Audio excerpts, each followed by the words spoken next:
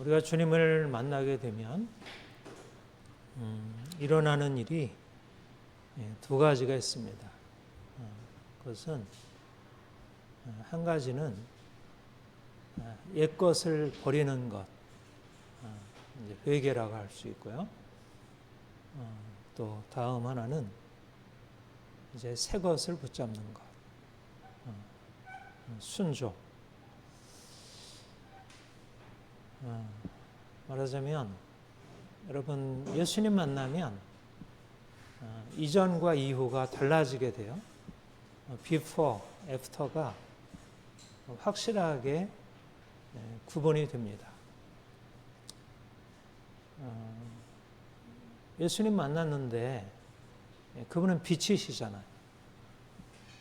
우리가 어둠에 있다가 빛이신 주님이 우리의 삶에 들어오면 이전의 빛, 이전의 빛이라고 여겨졌던 것, 그러나 진정한 빛이 아니었던 그것이 새로운 빛으로 바뀌어지게 되고, 그리고 어둠이 물러가고 이제 실제적인 빛이 우리의 삶에 임하게 돼요. 이것이 바로 회개이고 순종. 그런데 처음에 그 일이 시작이 되죠. 내가 예수를 믿습니다. 이전의 것을 버립니다. 또 이제 새로운 것을 붙듭니다. 그런데 그게 과거 옛날로 다시 돌아가는 거예요. 그래서 사실 계속적인 회개, 계속적인 순종이 이제 있어야 이게 이제 진정한 만남이 실제적으로 열매를 맺게 되죠. 이 만남이. 사도 바울이 그 빌립보서에서 주님 만난 뒤에 그렇게 고백을 하잖아요. 내가 오직 한 일, 즉 이전 것은 잊어버리고 앞에 있는 것을 잡으려고 쫓아가노라. 한 일인데 그러니까 두 가지가 있다는 거예요. 그 안에 두 가지 방면이 있다는 거예요. 하나는 이전 것을 잊어버리는 것. 그래서 떠나보내는 거죠. 이전에 내가 좋아하던 것, 내가 사랑하던 것, 내가 자랑하던 것, 내가 신뢰하던 것, 떠나보내는. 쉬워요, 어려워요?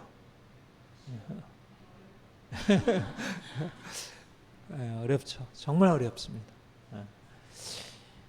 제가 이제 정신분석을 공부하고 이제 심리학을 이제 공부하고 나서 인간에 대한 이해가 많이 열렸는데 그 중에 한 가지가 인간이 어려서 형성된 것은 정말 안 바뀐다.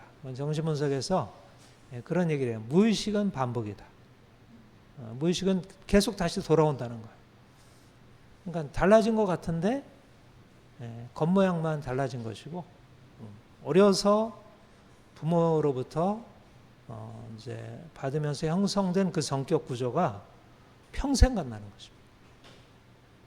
그래서 3살부터 여름까지 간다는 얘기는 어떻게 보면 굉장히 중요한 심리학적인 진실을 담고 있어요. 그런데 주님 만나면 그 옛것이 깨지고 옛것이 떠나게 되고 이제 옛것을 가지고 주님을 만나면 어떻게 되겠어요? 주님과의 만남에 있어서의 그 새로운 변화로 들어갈 수 없어요. 여러분 계속 앞으로 나가려고 하는데 왜 잘 안 되죠? 이것이 자꾸 붙들고 있는 거예요. 자꾸 끌어다니는 거예요. 왜 그리로 가려고 해? 너 옛날에 이렇게 살아왔잖아. 이렇게 사는 게 너한테는 자연스러워. 이게 편하잖아. 왜 이렇게 힘든 거 해? 그러니까 옛것을 떠나보내는 게 너무나 어렵습니다. 그래서 이제 계속 무늬만 약간 모양만 바꿔가지고 다시 반복되고 올라오는 옛것을 끊어내는 것, 이게 이제 십자가의 과정이고 그거를 잘 경험해 가야 돼. 잘. 그러니까 이제 신앙생활이라는 것은 어떻게 옛것을 끊어내느냐, 이제 십자가. 그다음에 내가 옛것은 버렸는데 새 것을 붙들지 않으면 마치 귀신 쫓아내고 나니까 한 명 귀신 쫓아냈는데 일곱 인고 귀신들이 들어와서 더 이전보다 더 악하게 되다고 하듯이 새로운 걸 붙들지 않으면 결국 옛날의 것이 다시 돌아오게 돼요. 그러니까 옛 것을 비워낸 자리에 새 것으로 채워져야 돼요. 그게 바로 말씀에 순종하는 삶이고 예수님 닮아가는 삶이에요. 그러니까 두 가지를 다 해나가야 합니다. 옛날에 그 CCC 빌 브라이트를 CCC를 창립한 빌 브라이트 목사님이 요 얘기를 이제 옛 것을 떠나보내고 새 것을 입는 것을 숨쉬기 운동으로 그렇게 얘기를 했어요. 날숨, 우리 안에 있는 이산화탄소 더러운 그것을 이렇게 뱉어내는 날숨이 있고 또 좋은 산소를 받아들이는 들숨이 있잖아요. 그것처럼 떠나보낼 것은 떠나보내고 이제 새 것을 우리가 받아들이고 그것을 날마다 계속 반복해서 익숙해 하는 것을 또 계속 해나가야 하는 것이죠. 저는 사도 바울이 주님 만난 이후에 그 삶에 일어난 변화, 또 그로 인해서 그가 어떻게 그 인생을 앞으로 전개하여 나가는지를 이렇게 계속 살피게 돼요. 그래서 여러분들 사도 바울이 그 자기의 그 회심에 대해서 고백했던 빌보서 3장에서의 다메섹 회심, 그것은 이제 다메섹에서 부활하신 주님을 만난 그 회심 사건을 그가 회상하면서 쓴 얘기예요.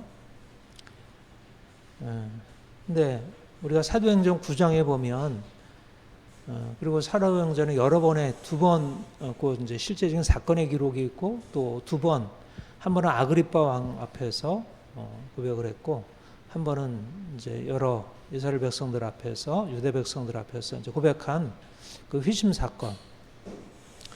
그게 인생의 비포 애프터를 가르는 결정적인 핵심이었어요. 부활하신 주님을 만났다는 것은 단지 한 개인을 만났다는 게 아니에요. 거기에서 새로운 세상이 열린 것입니다. 새로운 실제. 그게 다메섹 도상에서 체험한 거예요. 그가 이전에 알고 있었던 세상이 있었어요. 그래서 그는 어떻든 하나님 앞에서 최선을 다해서 거룩하고 깨끗하게 의롭게 살려고 했어요. 그런데 그는 그것이 이전에 살았던 인생이 너무나 가치가 있고 놀랍다고 보았는데 그가 다메섹 도상에서 부활하신 주님이라는 새로운 실제, 전혀 생각하지 못했던 그분을 만나면서 그가 이제까지 알고 있던 것에 대한 완전한 내가 이전에 알고 있던 게 정말 엄청난 오류였구나. 이거는 그 안에 부분적인 진리가 있긴 했지만 그것은 진정한 실제가 아니라는 걸 보고 이제 내가 그렇게 죽이려고 했고 내가 그렇게 미워하고 어떻게든지 이 무리들을 내가 깨뜨리고 파괴해야 한다고 하는 그 예수라는 이분이 결국 온 세상을 구원하기 위한 하나님의 그리스도이고 이분 안에서만 진정한 삶이 열린다는 사실을 그가 그야말로 단번에 깨닫게 된 거예요. 물론 그 위에 하나님께서 그의 전인적으로 혼과 육의 삶의 전체에 그 깨달음을 적용하기 위한 이제 수많은 과정이 있었지만 그러나 그 다메섹 체험, 부활하신 주님과의 만남의 그 사건이 그의 인식을 완전히 바꿔놨어요.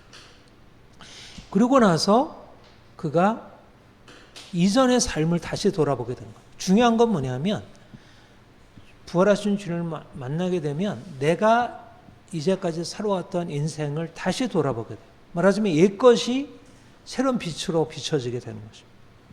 그는 누구였냐면 유대인이었어요. 유대인.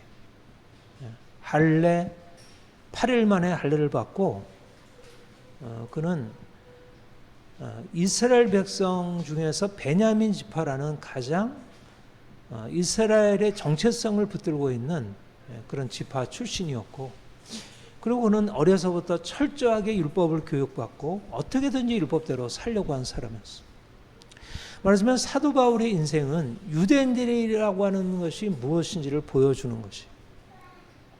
당시의 유대인들은 이제 구약의 하나님이 이스라엘 백성들을 택하셨잖아요.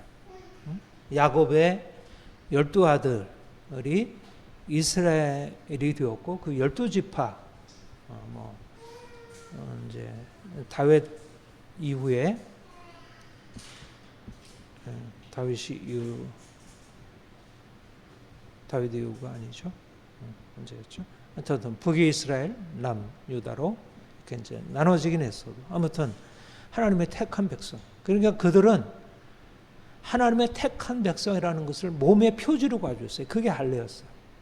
그러니까 그들이 할례를 받았다는 것은 단지 그냥 할례를 받은 게 아니고 그들이 누구인지, 그들의 정체성에 대해서 확고한 표지를 가지고 있는 거예요. 나는 누구다라는 정체성. 우리는 하나님의 특별한 택한 백성, 아브라함의 자손이고, 하나님이 우리를 애굽에서 그 엄청난 능력으로 우리를 구원하셨고, 하나님의 사랑과 은총이 우리 안에는 있고, 우리는 어떻든 하나님의 축복을 향해서 인도함을 받는 백성이라는 사실들을 그들은 이제 아주 거듭거듭 그 부모로부터 조상으로부터 내려온 그들의 역사를 거듭 그들이 배우면서 그들이 그런 정체성을 가지고 있었어요. 그런데 그러니까 그들은 그런 하나님의 택한 백성으로서의 자의식을 가지고 살아가는데, 옆에 하나님을 모르고 율법을 모르고 그야말로 율법과 상관없이 자기가 먹고 싶은 거 먹고 율법과 상관없이 살아가는 이방인들, 우상 숭배하고 아무렇게나 살아가는 이방인들과 확실하게 구분되어 있죠. 그래서 그들이 자신을 할례자로 하나님 율법을 받은 백성으로서 이렇게 살아가고 있어요. 그러니까 사도 바울이 그렇게 삶을 살았고, 또 사도 바울과 함께 수많은 유대인들이 다 그렇게 살았어요. 베드로도 그랬고, 야고보, 요한 다 그랬고, 그러니까 이방인들과 같이 교제해야 한다는 것에 대해서 사람들이 깜짝깜짝 놀랐잖아요. 베드로가 이방인들에게 가서 이제 그들과 함께 먹어라. 말도 안 된다. 이거 어떻게 하냐. 그러니까 엄청난 마음에 이제 저항이 있었어요. 그러니까 당시 유대인들에게 있어서는 자신들의 할례파라고 하는 사실은 너무너무 중요한 사실이었어요. 근데 사도 바울이 주님 만나고 나서 깨달은 게 뭐냐면, 나와 우리의 모든 유대인들이 이렇게 자신들을 할례자라고 인식하고 철저하게 율법을 지키고 안식일을 지키고 음식을 구별해서 먹고 했는데, 이게 아니었구나. 이걸 깨닫게 됩니다. 말하자면 자기들은 하나님의 백성이고 하나님 택한 백성이고 그들은 거룩한 백성이라고 생각하면서 이방인들과 구별했는데, 이게 실상이 아니네 라는 사실을 깨닫게 됩니다. 눈이 열리게 됩니다. 왜 그랬을까? 뭐가 문제였을까?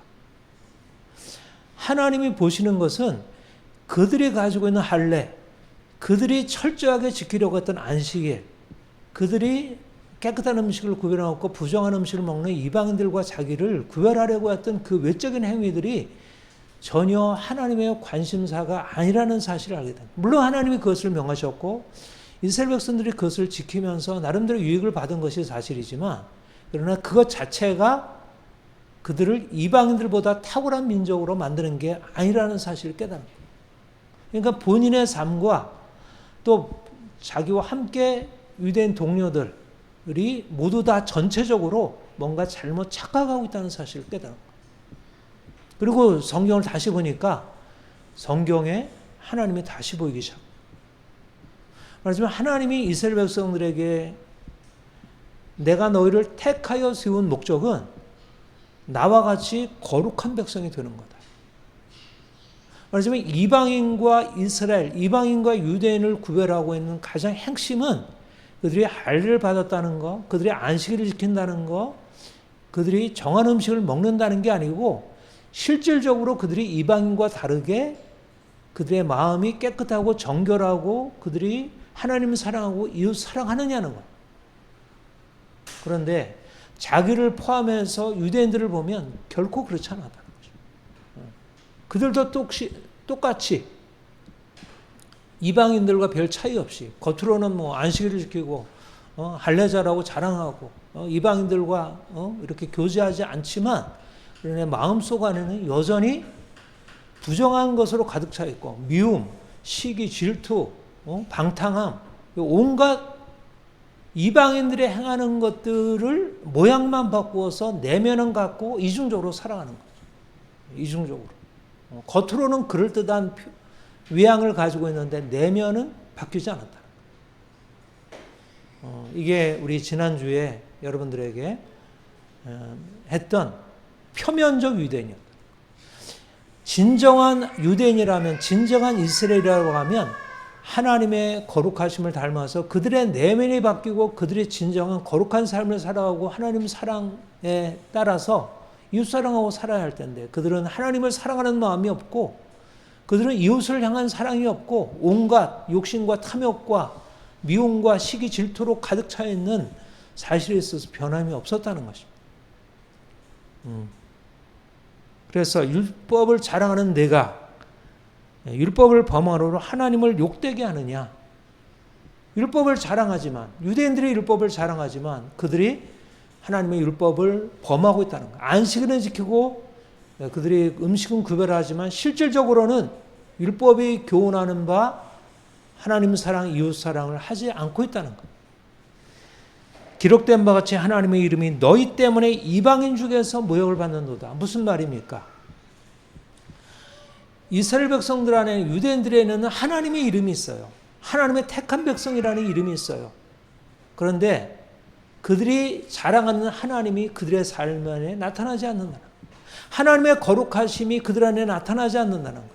겉으로 안식일을 지키고 그들이 음식을 구별해서 먹지만 실질적인 삶에 있어서는 자기들과 똑같이 하고 있다는 거예요. 야, 너희들이 뭐 나은 게 뭐 있어? 우리보다 나은 거 뭐 있어? 너희들도 똑같이 그렇게 행하고 있잖아. 여러분, 요즘 우리 크리스찬들 모습과 같지 않아요? 우리 지난주에 표면적 그리스도인과 이면적 그리스도인에 대해서 얘기를 했는데 표면적으로는 세례를 받았어요. 표면적으로는 교회를 출석해요. 기도하고 헌금하고 교회 봉사하고 선교하고 그런데 실제적인 삶에서는 아내를 대하는 방식이나 남편을 대하는 방식이나 자식들을 대하는 방식이나 회사에서 일하는 방식이 다른 게 없는 거예요. 믿는 사람이라고 달라? 믿는 사람이 더 이기적이고 독선적이고 권사 장로라고 하는데 속이는 거 이기적이고 며느리 구박하고 이런 거 똑같아. 다른 게 없어. 하나님의 이름이 너희 때문에 이방인 중에서 모욕을 받는구나. 이렇게 말한다는 거죠.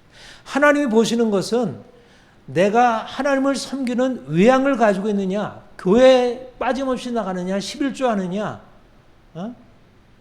선교를 단기 선교를 몇 번 갔다 왔느냐가 아니라 실질적인 삶에서 내가 얼마나 그리스도인답게 거룩하게 살아가느냐. 사도 바울이 다메섹 도상에서 주님 만난 이후에 열려진 새로운 인식으로 보니까 자기 자신을 포함해서 유대인들의 전체적인 그 모습이 전혀 하나님의 백성으로서의 그 거룩한 백성으로서의 내면의 변화가 없다는 것입니다.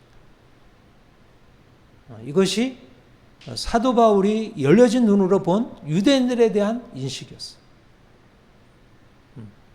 무엇이 그렇게 했을까요? 그들에는 하나님을 아는 믿음, 그것이 없다는 거예요. 그래서 사도 바울이 전한 복음이 율법의 행위가 아니라 믿음으로 말미암아 의롭다함을 얻는다는 거예요. 그래서 하나님이 사도 바울을 이방인의 사도로 세우셔서 이제 하나님의 글을 안디옥에서 파송하여 이제 선교행을 떠나가서 이제 비시디아, 안디옥, 루스드라, 버가모 이런 데로 이제 선교를 떠나게 되죠. 그리고 2차 선교 여행에서 또 이제 빌립보, 마게도니아 이런 유럽 쪽으로 이제 선교를 나가요. 우리 3차 선교 여행에서 에베소에서 주로 그가 이제 전도했던 사람 대상들은 유대인이기보다 오히려 이방인을 향해서 복음을 전하게 하셨어요. 유대인들은 마음을 딱 닫고 있는 거예요. 자신들은 할례를 지키고 있고 안식일을 지키고 있는데 뭐 예수님이 오셔가지고 뭐 하셨다. 뭐 도무지 믿어지지가 않는 거예요. 그래서 사도 바울이 이방인들에 나가서 이제 복음을 전했어요. 이방인들에 가서 복음을 전하니까 이방인들이 그동안 그들이 우상 숭배하고 뭐 죄짓고 살면서 인생이 너무 고달팠어. 그런데 예수 그리스도의 십자가의 복음을 듣고 보니까 이게 너무너무 놀라워. 야, 예수님이 우리를 위해서 죽으셨구나. 그래서 그 복음에 대해서 받아들여지게 되고 그 복음을 믿고 그 복음을 따라 살게 되니까 이제 놀라운 변화가 일어나기 시작하는 거예요. 그래서 그들은 그동안에 우상 숭배하면서 악한 음란한 삶, 방탕한 삶 이렇게 삶을 살다가 이제 예수님이 그들의 삶에 들어오시니까 그들의 인생이 근본적으로 변혁이 일어나기 시작한 거예요. 혁명이 일어나기 시작한 거예요. 아, 예수님 때문에 우리 인생이 이제 달라. 하나님이 우리를 사랑하시는구나. 아, 내가 더 이상 옛사람으로 살 게 아니고 내가 새사람으로 살아요. 그래서 옛사람을 벗어버리고 이 새사람으로 살아가는 육체 욕망을 내어버리고 이제 새로운 삶을 하는 그야말로 근본적인 회개와 순종의 삶이 그들의 삶이 일어나게 되었어요. 그래서 사도 바울이 그것을 그리스도의 할례라고 그랬어요. 그들은 이방인이에요. 할례를 받은 사람들이 아니에요. 그러나 그들의 마음 안에 할례가 임한 거예요. 그들은 유대인으로서 할례를 받은 사람들이 아닌데 그들은 마음 안에 주의 성령께서 그들의 안에 할례를 받은 거예요. 할례를 하게 한 거예요. 그래서 그들의 마음이 할례를 받게 되니까 이전에 행하던 그 삶에서부터 벗어나서 이제 새로운 삶을 결단하게 되고 순종으로 나아가게 되는 거죠. 그 안에서 너희가 손으로 하지 아니한 할례를 받았으니 곧 육의 몸을 벗는 것이요 그리스도의 할례니라. 놀라운 일. 새로운 차원의 할례가 나타나게 된 것입니다. 유대인들이 받지 못한 할례, 이제 예수 그리스도께서 십자가에 죽으시고 부활하신 주님이 오셔서 성령으로 말미암아 이방인들 무할례자라는 이름으로 유대인들에게 경매를 당했던 그 이방인들의 삶 안에 할례가 주어지게 되고 그들이 할례 받은 자로서 이제 진정한 이면적 유대인으로 살아갈 수 있게 된 거예요. 그러니까 유대인들은 겉으로는 표면적 할례를 받고 표면적 유대인이지만 그들의 삶에서는 여전히 세상 욕망, 탐욕, 악한 행실들이 가득했었지만 이방인들은 겉으로는 할례자가 아닌데 그들의 마음에 할례가 임하고 나니까 그들의 삶 안에 거룩함이 임하게 된 거예요. 거룩한 삶이 그들의 삶에 나타나기 시작합니다. 골로새서 3장 12절에 너희는 하나님의 택하사 거룩하고 사랑받는 자처럼 긍휼과 자비와 겸손과 온유와 오래 참음을 옷 입고 이게 진정한 이면적 할례를 받은 이방인들의 삶에 나타난 증거예요.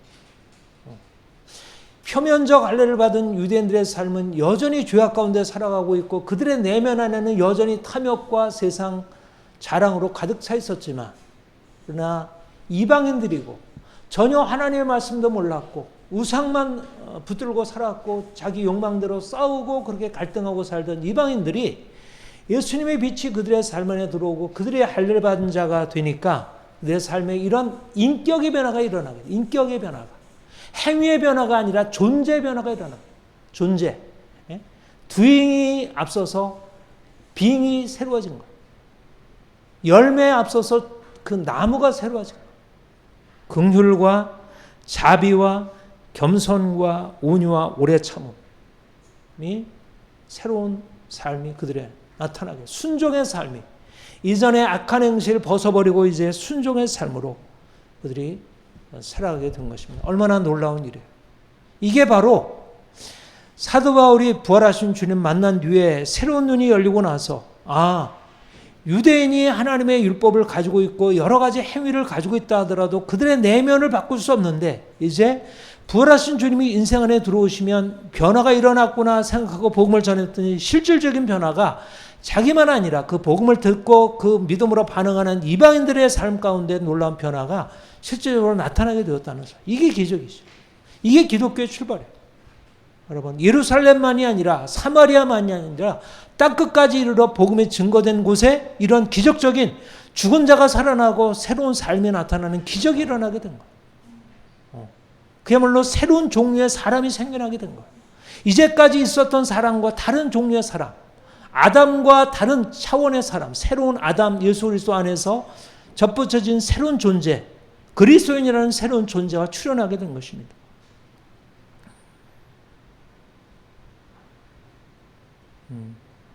이방인들이 이제 주님께 돌아오니까 이제 엄청난 사도 바울이 가는 곳곳마다 그야말로 이방인들 안에도 그냥 엄청난 혁명이 일어나고 막 그 도시가 이제 바뀌어지게 되고, 그런데 유대인들이 이제 이걸 보기 시작했어요. 그러니까 이제 사도 바울이 하는 일들이 너무나 미워가지고 이제 사도 바울을 죽여야겠다. 우리가 가지고 있는 우리의 신앙의 토대를 다 무너뜨리고 이 하나님 전통적인 하나님 신앙을 다 무너뜨린다 생각하고, 그리고 이제 많은 핍박을 하게 되고, 이제 여러분들이 사도행전에 보았듯이 결국 사도 바울이 예루살렘에서 미움을 받아가지고 로마까지 죄수로 옮겨지게 되죠.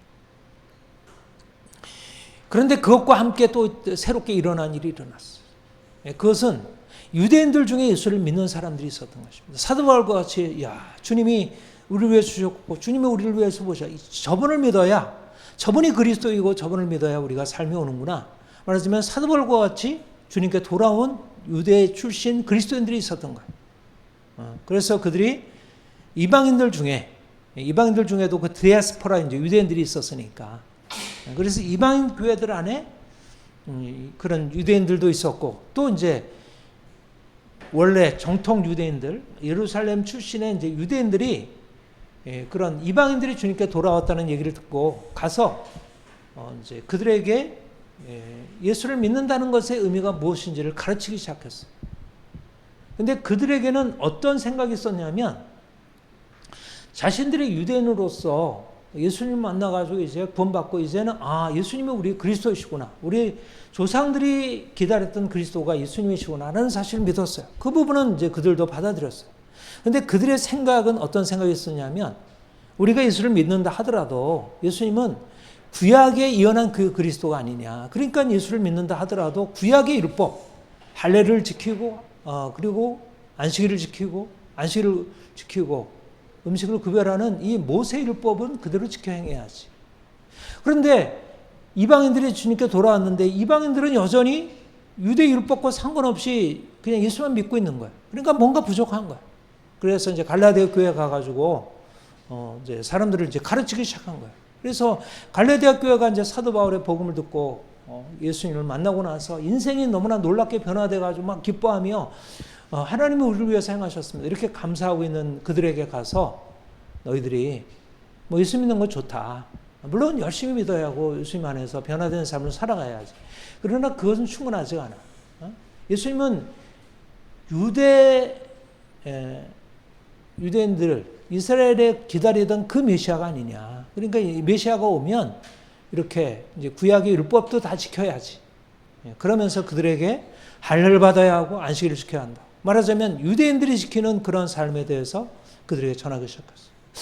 이거는 사도 바울이 전했던 것과 좀 다른데, 그렇지만 그들이 그 얘기를 자꾸 듣다 보니까 그들의 마음에 이렇게 움직임이 생겨나게 되고, 그래서 그들이 할례를 받아야 한다. 이방인들로서 우리는 할례를 받아야 한다. 그렇게 하고 이제 할례를 받기 시작하고, 그들도 또 안식일을 지키려고 하고.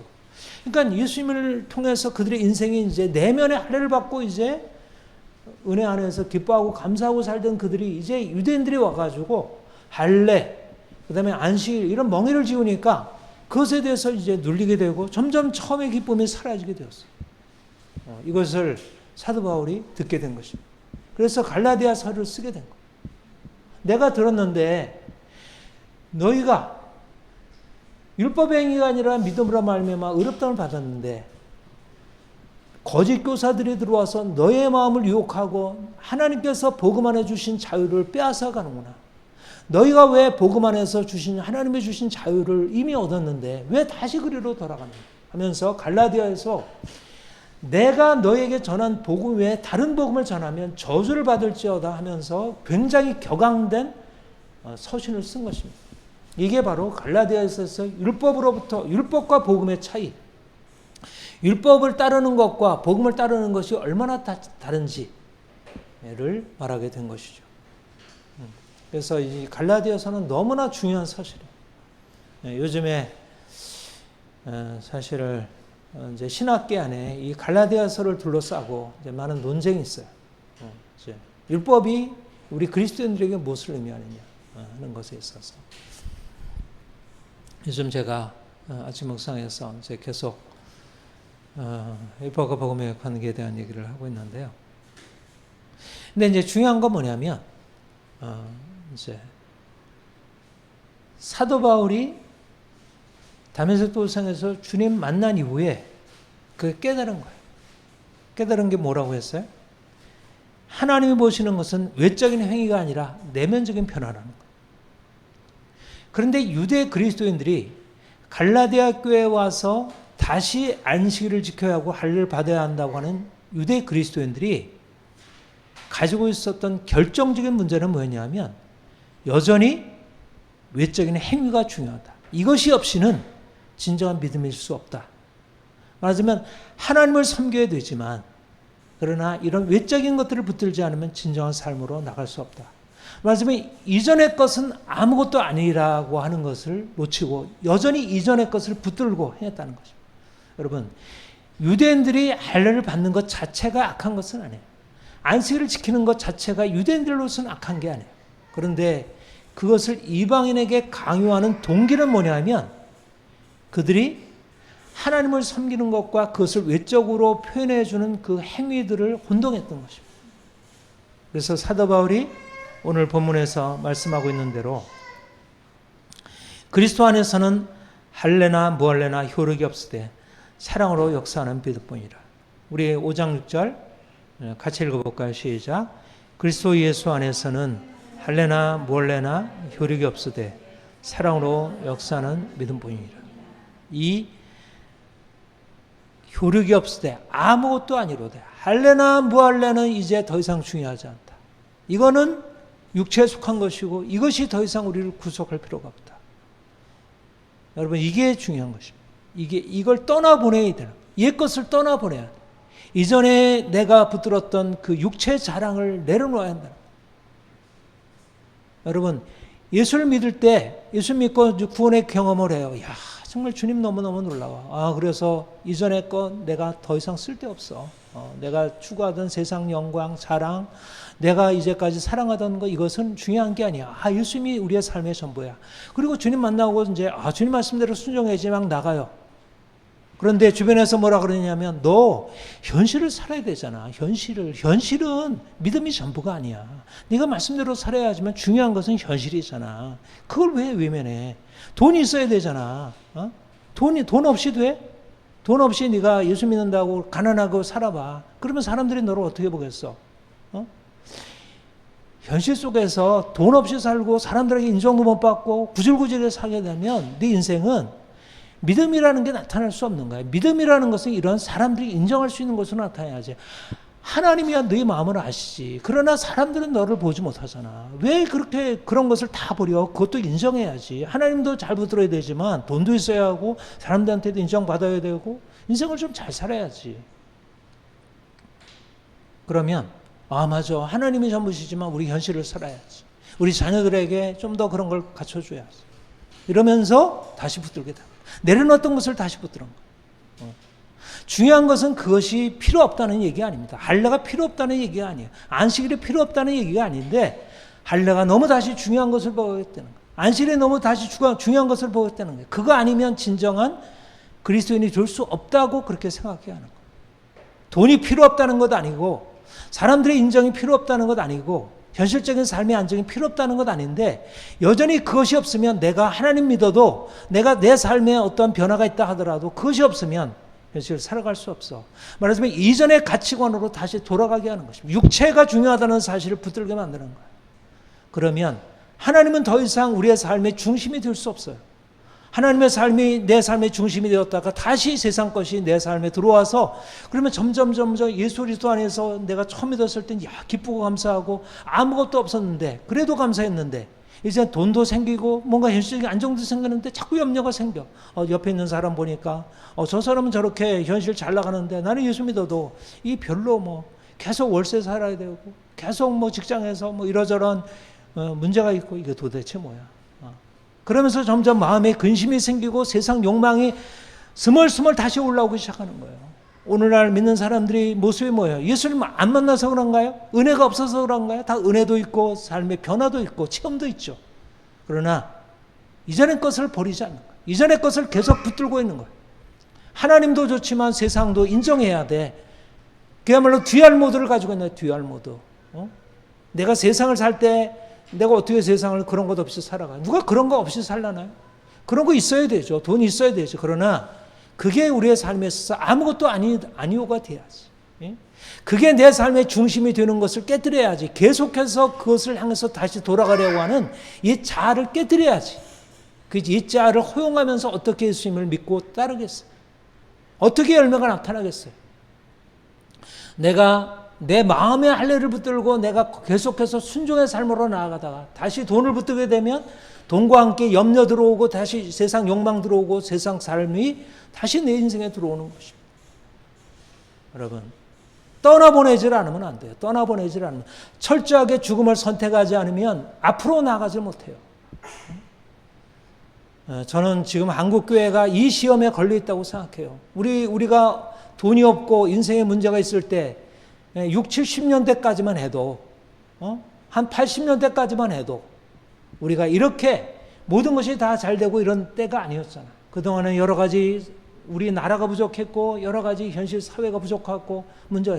그러니까 하나님께 기도하는 게 실존적이에요. 하나님 도와주세요. 하나님 필요해요. 그러니까 내 마음 안에 하나님이 인생 안에 중심에 들어오셔야 한다는 사실 동의했어. 그런데 지금은 다 채워져. 돈도 있어. 뭐 나라가 다 해줘. 조금만 하면 뭐 먹을 거 많이 생기고 다 있어요. 인생에 힘겨움은 있어도 이미 다 채워지는 거예요. 점점 그게 근데 이상한 일이 있잖아요. 그렇게 다 채워지는데 사람들이 점점 마음에 그것이 갈증이 더 커져. 채워지는데 이게 괜찮은 게 아니고 돈은 채워지는데 더 돈을 많이 벌어야 돼. 더 큰 집을 사야 되고 더 많은 것을 가져야 돼. 위기인 것입니다. 옛것이 다시 들어온 거예요. 옛것이 다시 들어온 거예요. 육체가 다시 인생 안에 들어와서 하나님의 자리를 차지한 거예요. 이스라엘 백성들이 가나안 땅에 들어가서 우상 숭배에 다시 빠져들어가게 되잖아요. 광야에 있을 때는 하나님을 섬기다가 이 우선순위가 깨어지고 나면 실제 근본적인 문제가 생깁니다. 우선순위가 깨어지고 율법으로부터 자유라고 하는 것은 세상으로부터 자유하라는 거예요. 내가 이제까지 붙들고 있던 것을 철저히 내려놓으라는 거예요. 십자가가 계속 있어야 한다는 거예요. 자꾸 그리로 마음을 빼앗기려고 하는 염려, 근심, 욕망을 깨뜨리지 않으면 우리가 주님 안에서 자유함을 얻을 수 없어요. 그리스도께서 우리를 자유롭게 하려고 자유를 주셨으니 그러므로 굳건하게 서서 다시는 종의 멍에를 매지 말라. 다시는 율법으로 돌아가지 말라. 다시는 세상으로 돌아가지 말아라. 여러분, 우리가 안식일로 다시 돌아가서 매이지 않잖아요. 우리가 음식 때문에 매이지 않잖아요. 그러나 우리가 다시 종의 멍에로 다시 돌아가는 거예요. 세상 욕망으로 돌아가고 세상 사람들의 인정회로 다시 돌아가요. 율법으로부터 자유로 하라. 자유의 원리. 철저하게 내가 이제까지 붙들고 있던 것 깨뜨리지 않으면 이전 것은 지나갔으니 새 것이 되었도다. 이전 것이 지나가지 않으면 이전 것이 다시 들어오면 새 것도 다시 사라지게 됩니다. 이전 것이 사라져야 새 것이 우리의 삶에 꽃피우게 돼요. 이전의 욕망을 계속 돈에 대한 욕망, 사람의 인정에 대한 욕망을 붙들면 그러면 성장이 없어요. 계속 다시 도루묵이에요. 다시 돌아가요. 여러분, 오늘날 한국교회가 다시 회복될 수 있는 유일한 길은 뭐냐면 십자가예요. 십자가의 죽음을 다시 들어가는. 옛날에는 외적으로 십자가 있어요. 삶의 고난이라는 십자가 있어요. 근데 지금은 외적으로 십자가가 사라졌어요. 그러니까 내가 십자가를 선택을 해야 돼. 고통을 내가 받아들여야 돼. 일부러 그 가난의 자리, 낮아짐의 자리로 들어가야 돼. 금식해야 돼. 기도해야 돼. 자유를 하나님께서 우리에게 주신 목적은 말씀에 따라 순종하여 하나님이 주시는 아름다운 열매를 맺게 하게 합니다. 그래서 본문에 우리를 자유롭게 하셨다 말씀한 이후에 그 자유로 육체의 괴를 삼지 말고 오직 사랑으로 주노타라. 우리 13절 같이 한번 읽겠습니다. 시작. 형제들아 너희가 자유를 위하여 부르심을 입었으나 그러나 그 자유로 육체의 괴를 삼지 말고 오직 사랑으로 서로 주노타라. 우리가 육체에 속해 있었던 모든 욕망과 모든 추구들과 모든 매임을 깨뜨리고 버리는 것은 목적이 있어요. 그것은 사랑의 법에 순종하기 위해서 그런 것입니다. 우리가 마음의 할례를 받아 긍휼과 자비와 오래 참음과 이런 선한 열매를 맺는 삶으로 나아가는 것이에요. 우리의 관심은 외양이 아니고 우리의 외면에 있어서 사람들에게 보여줘서 사람들에게 칭찬받는 게 아니고 하나님이 칭찬하시고 인정하실 수 있는 내면의 변화. 좀 더 하나님을 사랑하고 좀 더 진실하고 신실하게 깨끗하게 사람들에게 보여주기 위해서 선을 행하는 게 아니라 진정한 사랑의 마음으로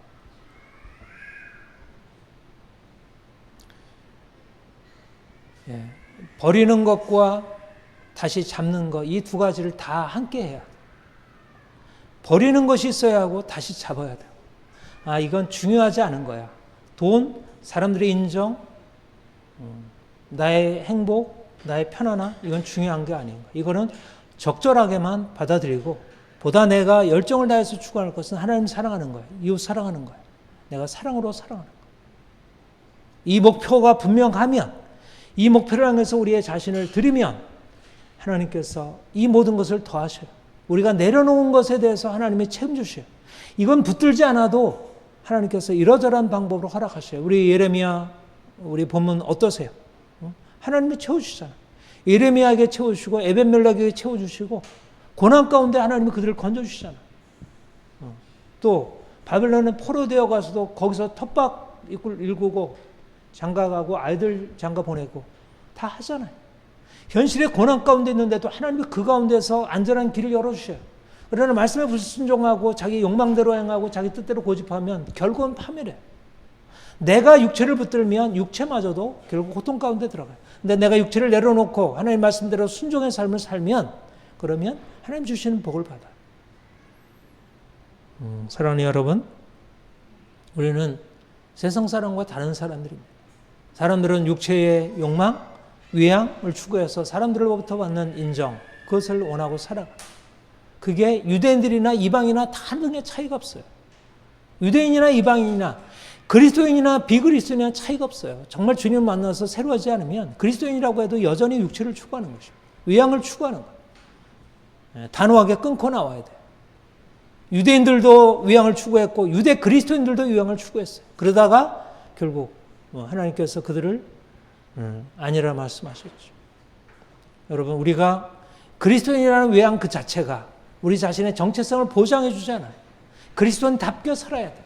철저히 믿음으로 살아야 돼. 철저히 순종하며 살아야 돼. 이것이 유일한 길입니다.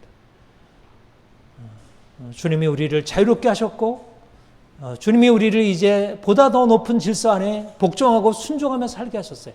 자유가 없이는 순종으로 들어갈 수 없어요. 또 순종으로 나가지 않으면 자유는 다 무의미하게 돼버려요. 이 양자가 같이 가야 돼요. 내가 날숨도 있어야 하고 들숨도 있어야 하고 나쁜 건 내어보내고 좋은 거 계속 받아들이고 그래야지 삶이 건강하게 성장할 수 있습니다. 우리가 이러한 자유와 순종의 두 가지, 오직 한 일, 뒤에 있는 것을 잊어버리고 앞에 있는 것을 잡으려고 이전의 것을 다 내려놓고 이제 주님께서 우리에게 주시는 새로운 소망, 새로운 목적을 향해서 달려갈 수 있기를 바랍니다. 기도하겠습니다. 하나님 아버지, 주께서 우리를 구속해 주시고 은혜 안에 우리를 살게 하시니 감사드립니다. 이전에 행하던 것, 이전에 붙들고 있었던 것 다 내려놓고 이제 두려워하고 오직 예수, 오직 주께서 우리에게 비추시는 그런 소망만을 향해서 나가게 하옵소서.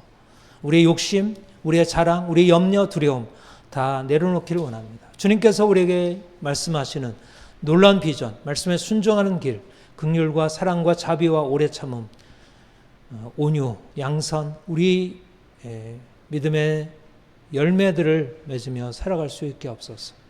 하나님, 우리 안에 주의 생명의 역사가 온전히 힘있게 나타나게 하옵소서. 감사합니다. 예수님의 이름으로 기도합니다. 아멘.